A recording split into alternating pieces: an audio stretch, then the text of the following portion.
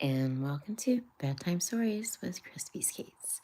And tonight we are reading The Wind in the Willows, picking up where we left off last night. Okie dokie.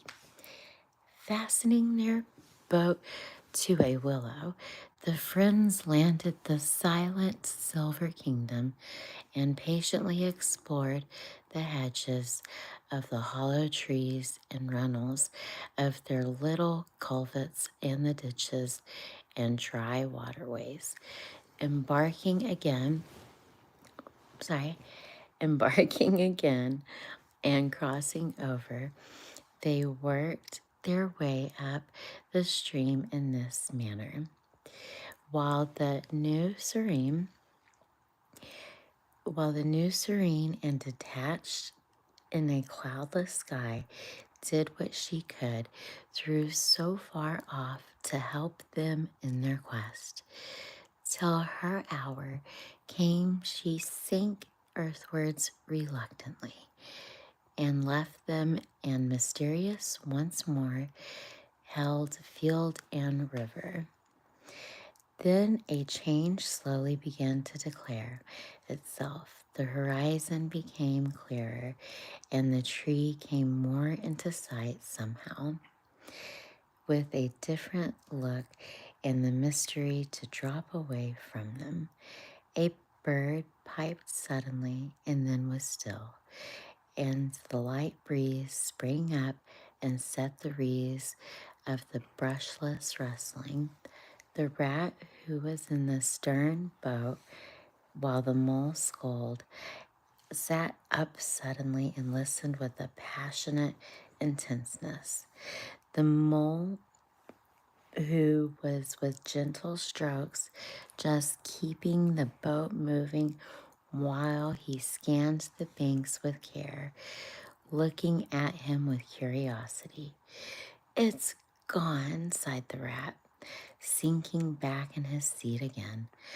"So beautiful and so strange and new, since it was to end so soon.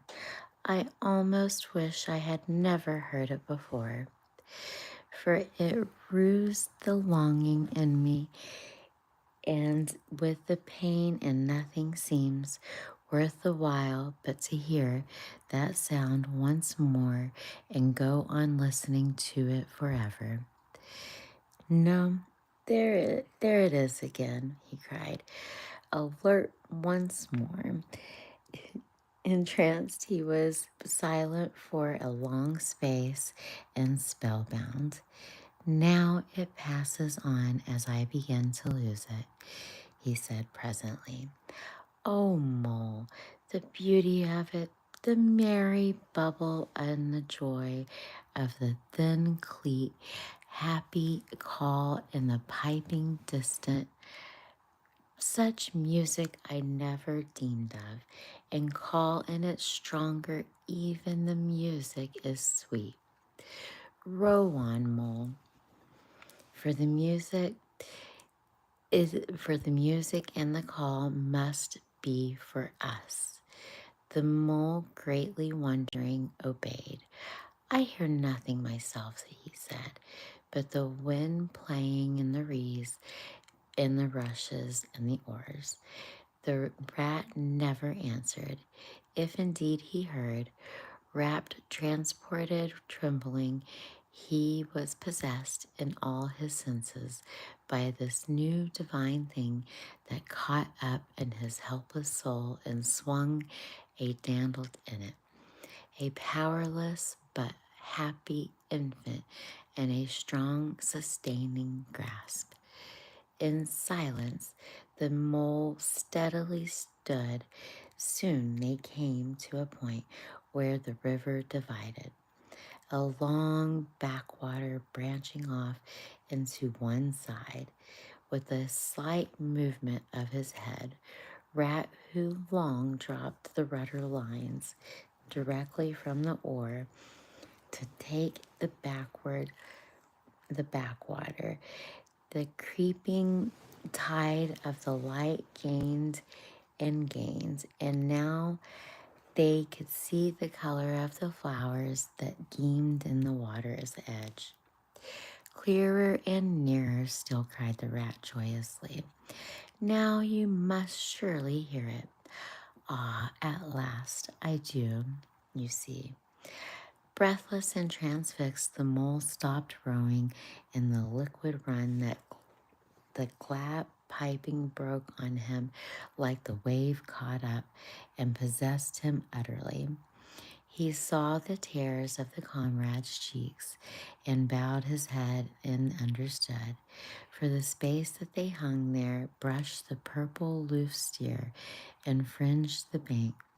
Then the clear, imperious summons that had marched in the hand with the intoxicating melody imposed on the mole.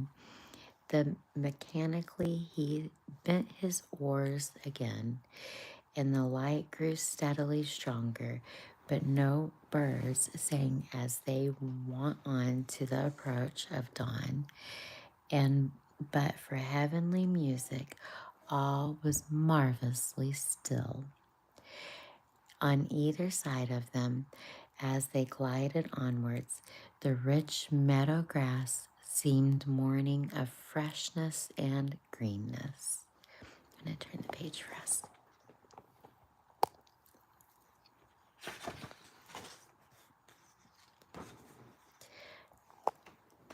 Unsurable.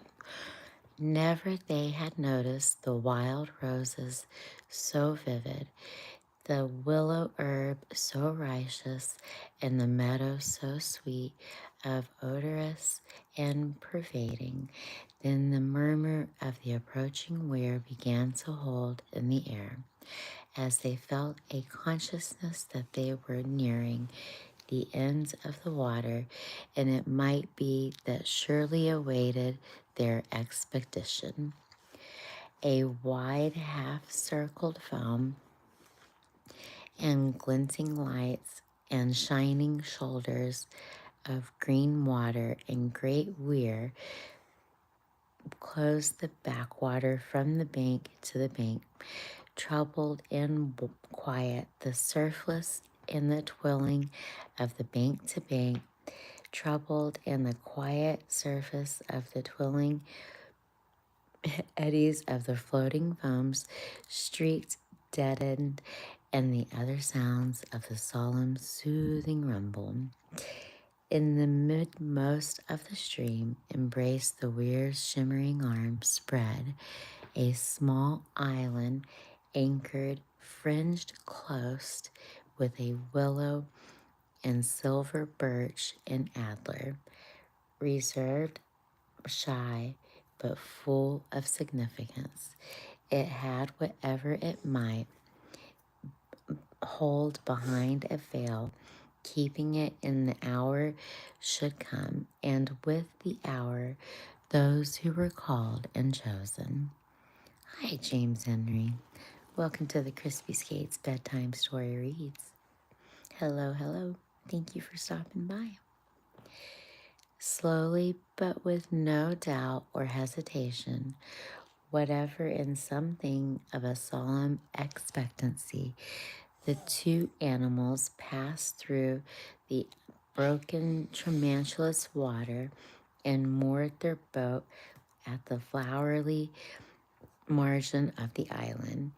In silence, they landed and pushed through the blossom and scented the herbage back underground and led up to the level that they stood on the lawn of the marvelous green, set around in the nature's orchard, crab apples and wild cherries and sloe.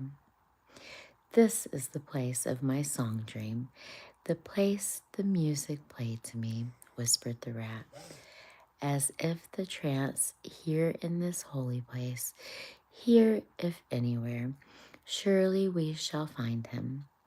Then suddenly the mole felt a great awe, and upon him an awe that was turned his muscles to water, bowed his head, and rooted his feet in the ground. It was no panic terror indeed. He felt wonderfully at peace and happy. but it was an awe and smote held to him without seeing. He knew it could be only mean that some august presence was very, very near him.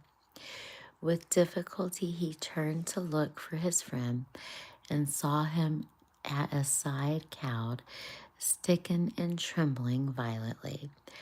And still there was an utter silence. The populous bird haunted branches around them, and still the light grew and grew. Perhaps he would never have dared to raise his eyes, but that though the piping was now hushed, the call of the summons seemed still dominant and imperious. He might not refuse where death seemed waiting to strike him instantly. He once looked with moral eye on things rightly kept hidden. Trembling, he obeyed and raised his humbled head, and then uttered clearness, intimate dawn, while Hi, Danger Banger. How's it going? Welcome to the CrispySkates Bedtime Stories. Death himself waiting to strike himself instantly, once he had looked with a mortal eye on things rightly kept hidden.